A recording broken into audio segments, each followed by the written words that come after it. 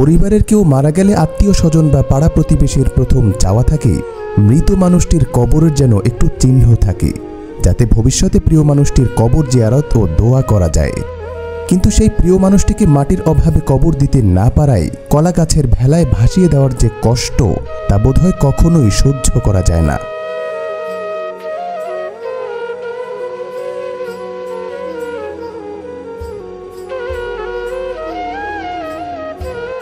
দর্শক, তেমনই একটি ঘটনা ঘটেছে ফেনীর সাতসতী গ্রামের বাসিন্দা আলিমুল্লাহর পরিবারের সাথে। কি ঘটেছিল সেটাই জানাবো দ্য ফায়ারফ্লাইয়ের এই পর্বে। সঙ্গে আছি আমি মানসুরুল ইসলাম।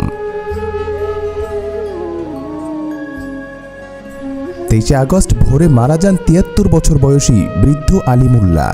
বন্যার পানিতে পুরো এলাকা তলিয়ে গেছে।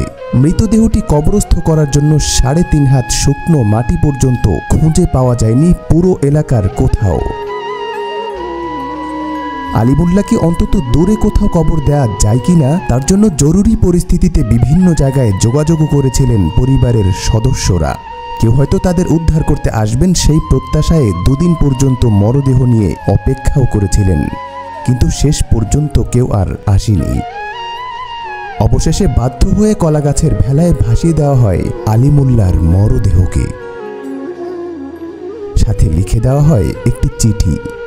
সেই চিঠিতে লেখা ছিল, এই মৃতদেহটি আমরা অতিরিক্ত পানির কারণে দাফন করতে পারিনি। 2 দিন অতিবাহিত হওয়ার পর আমরা পানিতে ভাসিয়ে দিয়েছি।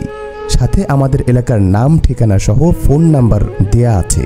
যদি কেউ শুকনো জায়গা পান তাকে কবর দিয়ে দিবেন এবং আমাদের এই ঠিকানায় যোগাযোগ করবেন।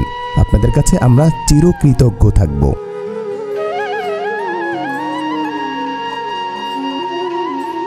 পরিবারের সদস্যরা জানান, প্রায় 4 দিন অসুস্থ থাকার পর 23 আগস্ট ঘরেই তিনি মৃত্যুবরণ করেন।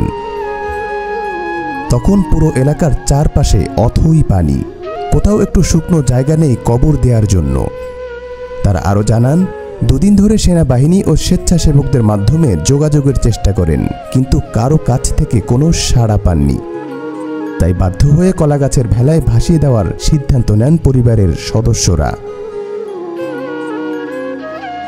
অপরদিকে আলিমুল্লাহর ছেলে ওমান প্রবাসী মাসুদ খান সামাজিক যোগাযোগ মাধ্যম ফেসবুকে আক্ষেপ করে বলেন, হে আল্লাহ, আমার বাবা যেন একটু মাটি পায়। আল্লাহ, তুমি সবকিছুর মালিক, তুমি এই দুর্দিনে আশ্রয় দাও। অন্তত তার কবর জিয়ারত করতে পারি ওই সুযোগ করে দাও।